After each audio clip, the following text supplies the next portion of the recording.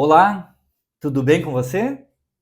Eu estou muito feliz hoje porque chegamos ao nosso programa número 50 deste estudo Refletindo Kardec, que trazemos sempre com o apoio e divulgação da Sociedade Espírita Francisco de Assis, de Amparo aos Necessitados, a Cefam, aqui da nossa cidade de Ponta Grossa, a quem eu agradeço mais uma vez pelo convite e oportunidade de estar aqui participando junto com vocês deste aprendizado, deste estudo, que nós esperamos possa chegar até os corações aflitos, até as consciências necessitadas de uma orientação, de um esclarecimento, a fim de que possamos todos juntos estudar e compreender e refletir sobre o ensino da doutrina espírita, sobre as anotações do nosso professor Allan Kardec.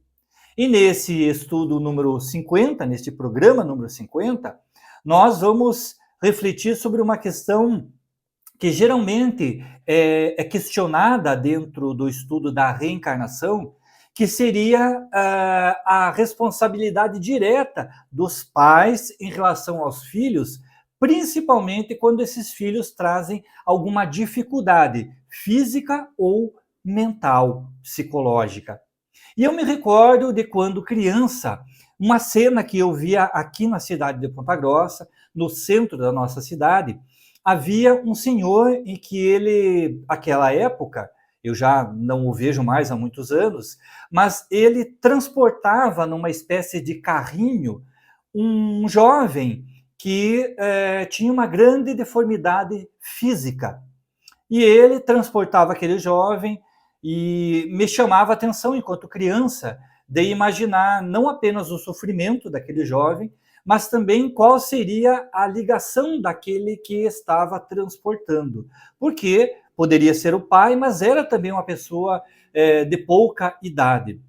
Hoje, com o estudo da doutrina espírita, nós passamos a compreender uma certa relação entre as nossas dificuldades e aqueles compromissos que nós assumimos no passado.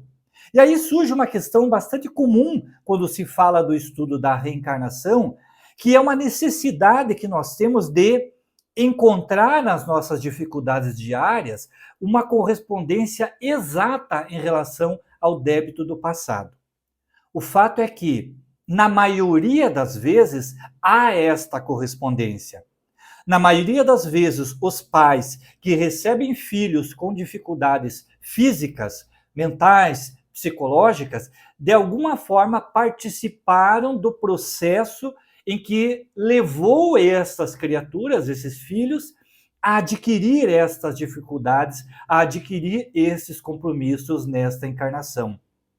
Então, muitas vezes se diz assim, que os suicidas trazem na sua próxima encarnação muitas marcas no corpo físico, deficiências emocionais, deficiências psíquicas, dificuldades motoras as mais diversas.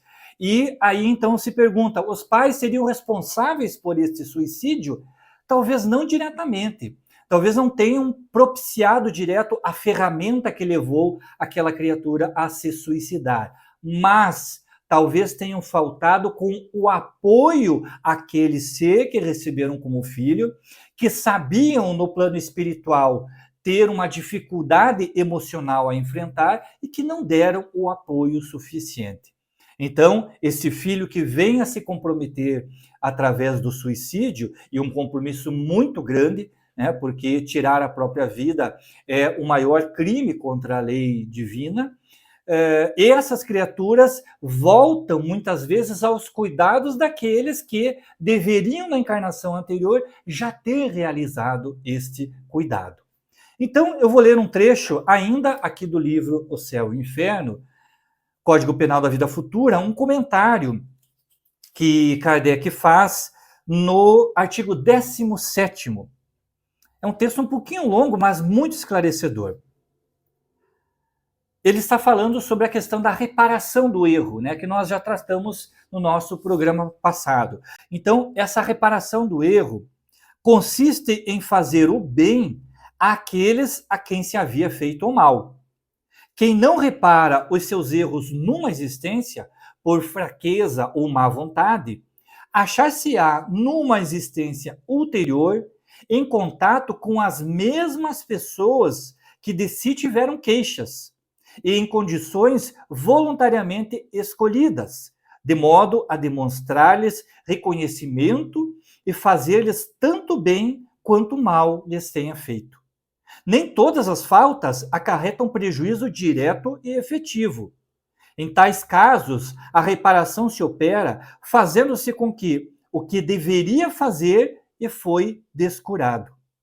Cumprindo os deveres desprezados, as missões não preenchidas, praticando o bem em compensação ao mal praticado, isto é, tornando-se humilde sem se ter sido orgulhoso, amável se foi austero, caridoso se tem sido egoísta, benigno se tem sido inútil, frugal se tem sido intemperante, trocando em suma por bons os maus exemplos perpetrados.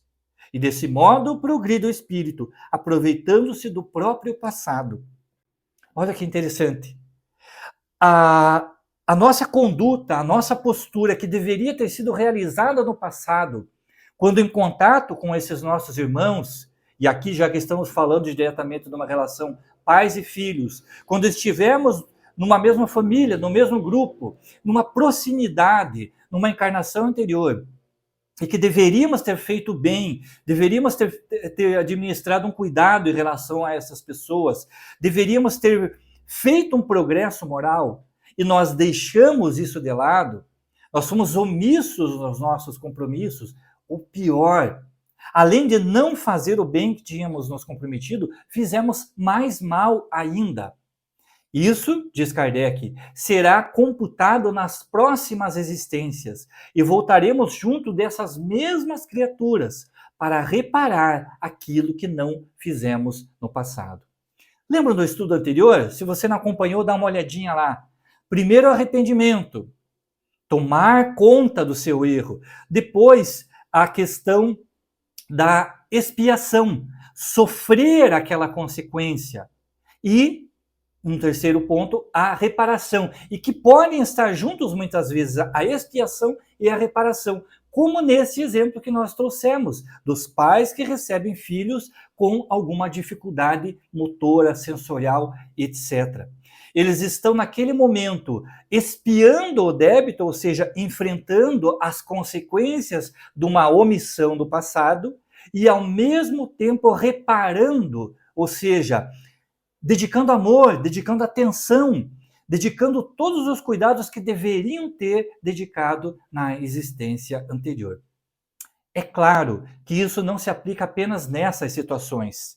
Isso se aplica até mesmo no seu local de trabalho. Talvez você esteja colocado novamente numa posição de trabalho na qual você foi descurado numa encarnação anterior e agora volta para reparar. E por isso, às vezes, parece tão difícil. Por isso, às vezes, parece tão sacrificioso. Você desejava ter uma outra profissão, uma outra ocupação. Mas parece que tudo conduz àquelas dificuldades, àquela tarefa, àquele caminho que, de alguma forma, parece ser-lhe imposto. E isso acontece também com relação à nossa família, ao nosso meio social, a algumas doenças do corpo físico. Tudo está contido nesta condição. Se abusamos da condição material, do dinheiro, possivelmente nessa existência vimos sofrer, por um lado, as consequências do mau emprego da riqueza, com a dificuldade, com a falta de prosperidade financeira, e ao mesmo tempo reparar aquilo, nos tornando pessoas conscientes, pessoas que são exemplo. Olha, fulano não tem condições financeiras, mas é uma pessoa alegre, feliz, é uma pessoa que demonstra amor à vida. Bom, a tônica nesse estudo da reencarnação, seja aqui no capítulo do Código Penal da Vida Futura, seja em tudo aquilo que nós já vimos nos programas anteriores, é sempre nos levar à evolução. Mas aproveitando esta situação, e se aquele que recebe uma condição de reparar o mal ele não repara. Ou seja, nós temos o nosso livre-arbítrio. Eu posso ou não fazer aquilo que eu me comprometi no plano espiritual a fazer.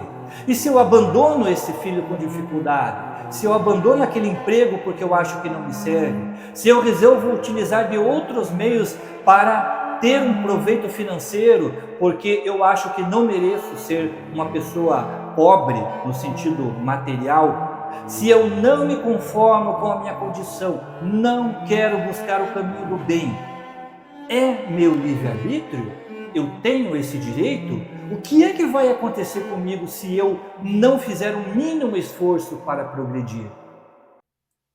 No próximo programa, vamos ver como é que fica o livre-arbítrio frente a essa lei do progresso.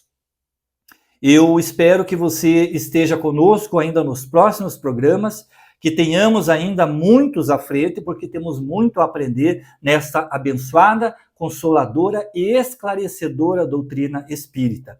Que o nosso Mestre Jesus permita possamos estar aqui ainda por muito tempo, estudando juntos, aprendendo juntos, refletindo Allan Kardec. Uma ótima semana, que Deus abençoe o seu lar e até a próxima sexta-feira. Tchau!